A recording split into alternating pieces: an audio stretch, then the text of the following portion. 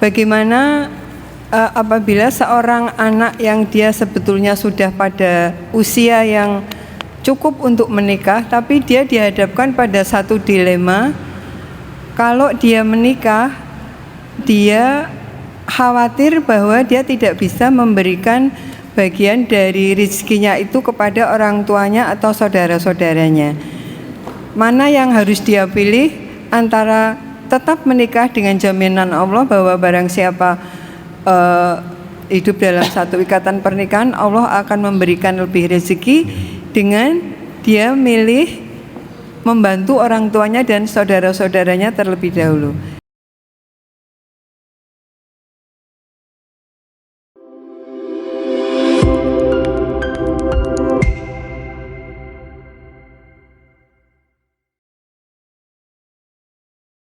Pun meh khatam niki nggih. Mugi-mugi saged ngatamke niki nggih. Pun puluhan tahun nih, mulai tahun pinten niki nggih. Nah, semoga nanti bisa khatam.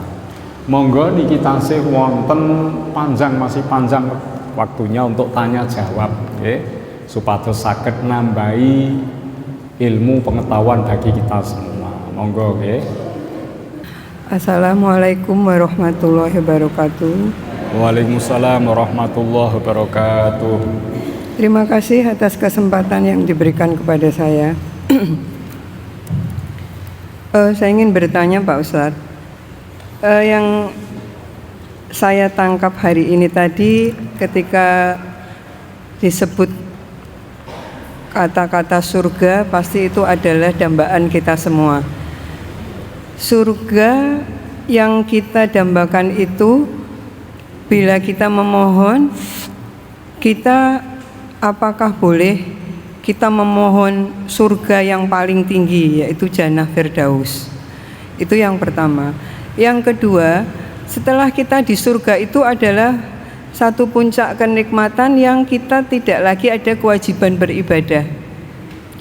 Tetapi yang saya pernah membaca di surat Yunus ayat 25 sampai 26 itu, bahwasanya penduduk surga itu membaca kalimat pujian kepada Allah, juga diakhiri dengan istighfar.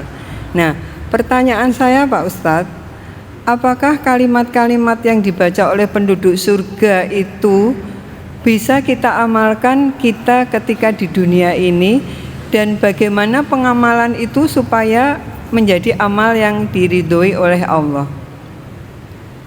Itu dua pertanyaan saya Pak Ustadz. Terima kasih. Assalamualaikum warahmatullahi wabarakatuh. Waalaikumsalam warahmatullahi wabarakatuh. Ada dua pertanyaan.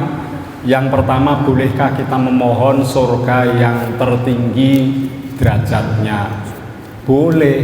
Kita diperintahkan meminta yang terbaik, rezeki yang terbaik, umur yang terbaik, surga yang terbaik. Itu memang seperti itu. Ya, permohonan harus yang terbaik, tapi hendaklah kita tahu diri untuk bisa membersamai doa kita dengan amal yang terbaik pula. Njaluk surga terbaik, ya, kon beramal baik susah. Lah ini kan mboten matching, ya. Maka permohonan yang baik ikutilah dengan amal yang terbaik pula. Ya, niku boleh kita meminta surga yang paling tinggi. Lah nanti apakah bisa sampai sana? Mungkin tidak menjadi tempat tinggal kita terus-menerus, tapi sekali waktu dari surga yang kita tempati akan dinaikkan ke surga tinggi karena doa kita. Walaupun di surga tinggi itu hanya khusus para nabi, para rasul, ya, tapi kita diberi kesempatan sewaktu-waktu ke sana, walaupun pulang kembali ke surga yang menjadi tempat kita. Nah niku karena doa itu, ya. Niki dados mboten napa-napa.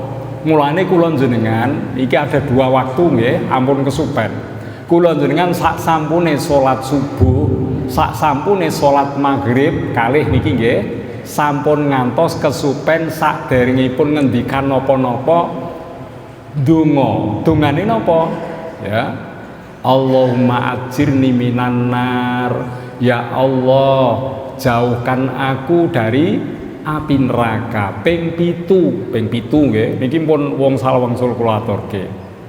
Nek wis ping 7, Allahumma inni as'alukal jannah, ping 7. Jadi setelah sholat ampun astagfirullahaladzim alladzi la ilaha, ampun niku riyin khusus maghrib kalih subuh nika wau nggih pun ate kula aturke tulisane ya cara mengamalkannya niku untuk mohon surga, karena ada hadis begini, kalau hambaku senantiasa memohon kepada surga Allah, maka surga itu nanti akan berdoa kepada Allah, ya Allah masukkanlah hambamu ke dalam surgamu karena dia telah memohonnya.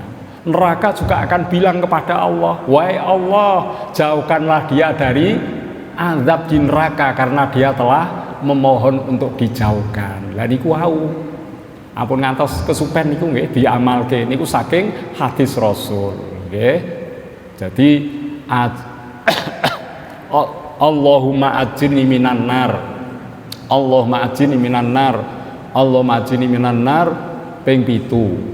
Allahumma inni as'alukal jannah, Allahumma inni as'alukal jannah, Allahumma inni as'alukal ping 7. Tapi aja dikira ping 7 aja ngono lho nggih. Niki contoh lho, kok terus ping 3 terus ngomongnya ping 7. Lah iki repot salah resep nek niki nggih. Dados niku mboten napa-napa. Kula njenengan nyuwun yang terbaik itu memang dianjurkan. Aja terus ngene, ya Allah Gusti kula nyuwun mlebet swarga wis pokoke emper-empere swarga mboten napa-napa, sing penting mboten neraka. Ampun ngoten. Njaluk sing dhuwur nggih. Wong Allah itu maha kaya, silahkan malah seneng. Panjenengan nyuwun ingkang sae lan dipun dereki kanthi amal ingkang sae. Lah itu kan memotivasi kita, ya aku pengen sugih duit akeh, ya tak nyambut gawe sing temen. Lah kan ngoten. Lah nek kula pokoke anu Gusti mboten usah utang-utang lah, pokoke cukup mawon sithik mboten napa-napa, nek ngeten iki ya nyambut gawene aras-arasen. Ya. Mulane ya nyuwun sing kathah rezekine supados napa kula njenengan dados dalane tiang-tiang fakir miskin untuk mendapat rezeki, menjadi jalannya itu luar biasa. Mulane nyambut gawe sing temen. Kula njenengan nyuwun swarga sing tinggi ya oleh amal ingkang sae. Lah niku nggih nomor setunggal. Nomor kalih lali iki ndi Pak Bowo ndi? Oh ya, nika kula matur ning swarga mboten wonten perintah ibadah, kewajiban ibadah mboten wonten. Ora ana perintah salat, ora ana perintah zakat, poso sak mboten wonten. Tapi penduduk surga itu terseleksi. Yang masuk surga orang-orang yang baik, yang suka bertutur kata santun, maka setiap ketemu dan setiap masuk di pintu surga qalu salaman. Mereka bertutur kata salam, sejahtera. Apakah yang disebut dalam ayat tertentu tadi memang membaca kalimat-kalimat mulia itu seperti itu, tapi ini bukan kewajiban, bukan ibadah seperti di dunia wajib mboten. Itu memang sudah menjadi karakteristik orang-orang yang masuk surga. Karakternya wis ngono kuwi, mboten kewajiban niku. Nek niki kan kula njenengan kewajiban golek ilmu, kewajiban zakat, kewajiban mriko mangke pun mboten hasil pun ya. Lah krana tiang-tiang sing mlebu swarga sae, ngendikane sae, ucapannya bagus, selalu mengagungkan Allah itu pasti. Soalnya sing elek-elek wis ora iso mlebu swarga. Sing misuh-misuh, sing dolim-dolim wis diwadahi neraka nika wau. Nah mulane penduduk surga itu ucapannya baik-baik, perilakunya baik-baik, meski ini tidak menjadi sebuah kewajiban. Ngoten nggih? Monggo wonten malih. Wis tambah ilmu kalih pun sae nggih. Pokoke jam 8 rampung. Assalamualaikum warahmatullahi wabarakatuh. Waalaikumsalam warahmatullahi wabarakatuh. Terima kasih. Begini Pak, apakah seorang perempuan tidak mempunyai kewajiban menafkahi bahkan untuk dirinya sendiri? Terus seandainya itu dilakukan, apakah itu menjadi sedekah baginya? Terima kasih. Assalamualaikum warahmatullahi wabarakatuh. Waalaikumsalam warahmatullahi wabarakatuh. Dalam berkeluarga, pasutri, pasangan suami istri, memang ada kewajiban, ada hak. Suami punya kewajiban terutama dalam bidang nafkah. Itu kewajiban suami. Ar-rijalu qawwamuna 'alan nisa. Laki-laki pemimpin, perempuan istri. Bima faddalallahu ba'duhum 'ala ba'dhi wa bima anfaqu min amwalihim. Karena Allah telah memberikan kelebihan kepada laki-laki dan juga laki-laki telah memberikan nafkah kepada istrinya. Ya. Nah, itu dasarnya itu. Maka kewajiban nafkah itu adalah dari suami kepada istri. Apakah istri punya kewajiban untuk memberikan nafkah? Tidak ada kewajiban, akan tetapi jika suami tidak ada kemampuan memberi nafkah yang cukup, istri boleh membantunya. Membantu, bukan kewajiban berdiri sendiri, mboten, membantu. Apakah dia boleh memberikan nafkah kepada dirinya? Boleh saja, tidak ada larangan. Misalnya kok istri itu punya penghasilan, lalu istri itu membeli sesuatu kebutuhan untuk dirinya sebagai nafkah, itu tidak masalah. Karena ini bukan menjadi kewajibannya, maka apa yang dilakukan istri merupakan suatu amalan yang baik, ya. Amalan yang baik, keutamaan. Ngoten nggih? Karena dia telah secara tidak langsung membantu kewajiban nafkah dari suami. Nah niku nggih. Jadi prinsipnya kewajiban nafkah dari suami, dan istri tidak dilarang untuk membantu menyempurnakan nafkah yang diberikan suami kepada istrinya, apalagi suami dalam keadaan tidak ada kemampuan. Nggih. Sampun nggih. Monggo Pak Bowo wonten malih nggih. Wingking.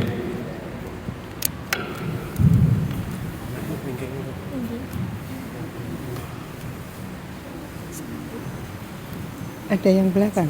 Oh, Bismillahirrahmanirrahim. Assalamualaikum warahmatullahi wabarakatuh. Waalaikumsalam warahmatullahi wabarakatuh. Izin bertanya Pak Ustadz, tadi disampaikan bahwa untuk istri yang melahirkan kemudian menyusui, apabila tidak berkenan, suami boleh mencari ibu susu. Yang saya tanyakan di sini, apakah ada syarat khusus atau syarat sah untuk ibu susuan dalam Islam? Kemudian yang kedua, apakah ibu susu dan ibu kandung mempunyai hak sama atas anak tersebut? Itu saja Bapak Ustadz, terima kasih. Wassalamualaikum warahmatullahi wabarakatuh. Waalaikumsalam warahmatullahi wabarakatuh. Masalah menyusukan anak atau dalam fikih babnya ar-radha, susuan, ya. Ini memang ada aturannya, sebaiknya memilih ibu yang menyusui itu ibu yang baik kesehatannya, yang baik perilakunya, karena air susu itu akan menurun, ya. Nah, maksudnya menurun bagaimana? Kalau perilakunya buruk dari orang yang menyusukan ini akan menurun kepada yang disusui, ya. Nah, seperti itu, maka dipilihlah seorang ibu yang sehat, yang baik perilakunya, sedapat mungkin yang dekat hubungan darah dengan kerabat, keluarga, supaya apa? Anak-anaknya nanti, ya kan tidak boleh menikah, ya. Anak yang disusukan itu dengan anaknya yang menyusukan tidak boleh menikah. Nah, supaya itu tidak melebar, hanya berada di lingkup kerabat. Nek kerabat kan memang tidak, ya, bisa dinikahi, ya, termasuk mahram, Ya, lah itu sebaiknya seperti itu. Sebaiknya seperti itu. Ya. Jadi syaratnya seperti itu. Bagaimana untuk biayanya? Ini supaya dirembuk baik-baik. Nek neng Arab biyen ngoten. Jarang ibu itu menyusukan anaknya sendiri. Neng Arab itu tradisi kalau anak itu sudah lahir dicarikan ibu penyusu.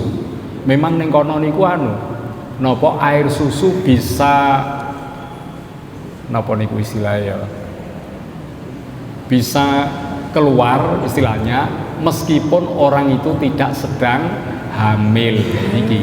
Nek ning kene kan umume hamil baru keluar menyusui. air susu. Nek teng mriko wonten seseorang itu memang profesinya sebagai menyusukan anak. Seperti Nabi Muhammad sendiri kan disusukan oleh 2 wanita. Dan wanita itu memang suka menyusukan bayi dengan mendapat imbalan. Jadi imbalan ini nanti dirembuk. Ya, kalau suami mampu itu tanggung jawab suami, kalau tidak mampu ya ini untuk dirembuk baik-baik siapa yang longgar untuk memberikan dana tersebut. Dan terus niki kedah dipun bahas kanthi sae ya. Jadi syaratnya menyusukan anak yaitu tadi ya harus dari orang yang baik-baik, kemudian kesehatannya juga bagus, sedapat mungkin dari lingkup kerabat. Karena nanti berdampak kepada anak yang disusukan ini tidak boleh menikah. Apakah kedudukannya sama? Yang menyusukan dengan istri beda. Dia hanya sebatas jasa saja ya, tapi perlu diberi upah yang layak. Al-Quran menyebut yang layak ya. Jangan sampai untuk menyusukan anak itu sehingga dia menjadi kurang gizi karena telah tersalur pada air susu yang diperuntukkan anak. Jangan sampai demikian. Makanya para suami kalau istri sedang menyusukan anak, suami harus mencari rezeki yang berlebih agar supaya tercukupi gizi ibunya. Nah ini kedah ngoten. Ngoten nggih antawisipun nggih. Sampun cekal notase wonten Pak, nggih, satu monggo. lagi Pak. Tambah setunggal nggih Pak Ustadz, singkat mawon. Bagaimana apabila seorang anak yang dia sebetulnya sudah pada usia yang cukup untuk menikah, tapi dia dihadapkan pada satu dilema. Kalau dia menikah, dia khawatir bahwa dia tidak bisa memberikan bagian dari rezekinya itu kepada orang tuanya atau saudara-saudaranya. Mana yang harus dia pilih antara tetap menikah dengan jaminan Allah bahwa barang siapa hidup dalam satu ikatan pernikahan, Allah akan memberikan lebih rezeki, dengan dia milih membantu orang tuanya dan saudara-saudaranya terlebih dahulu.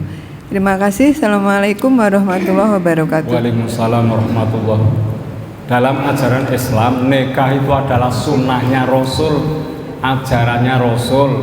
Jangan sampai seseorang perempuan karena ingin menolong saudaranya, ingin mencukupi kebutuhan orang tuanya lalu tidak menikah. Jangan sampai demikian. Karena nikah ini merupakan suatu kodrat. Suatu saat kita butuh anak keturunan generasi. Ya, kita butuh itu. Maka jalan tengahnya nikah tetap dilakukan, tapi membantu kerabat, keluarga atau mungkin orang tua itu juga diupayakan. Meski mungkin jumlahnya tidak seperti kalau sebelum menikah. Sakbari nikah niki pendapatan menjadi kurang karena untuk kebutuhan keluarga inti, akhirnya untuk orang tua kurang, untuk kerabat kurang, mboten apa-apa. Kan sing nyuplai orang tua mboten kula njenengan mawon. Kalau orang tua fakir miskin menjadi tanggung jawab bersama kaum muslimin. Orang-orang fakir miskin layak mendapat zakat. Kalau orang tua fakir miskin, misalnya saudaranya anaknya kok 3, mboten namung panjenengan kula mawon, 3 anak punya kontribusi untuk membantu orang tua. Jadi jangan menjadi alasan untuk tidak nikah karena konsen pada kebutuhan orang tua maupun kerabat. Insya Allah wong rezeki niku mboten terbatas ngoten niku kok.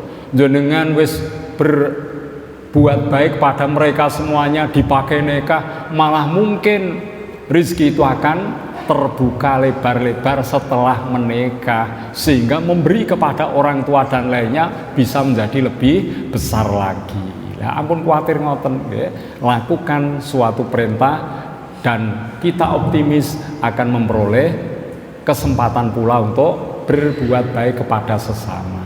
Ngoten nggih. Bapak-bapak wonten Pak Bowo? Monggo wonten. Tasih wonten setunggal pertanyaan malih nggih. Satu biar pas jam 8.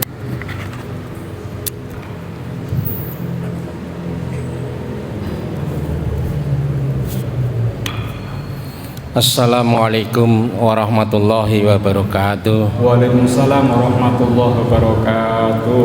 Bismillahirrahmanirrahim. Pak Kiai, tadi sudah disampaikan bahwa kita banyak meminta pada Allah, tapi kita harus juga tahu diri apa yang sudah kita berikan kepada Allah. Tetapi salah satu sisi ada juga kalau kita tidak mau meminta kepada Allah atau berdoa kepada Allah, kita pun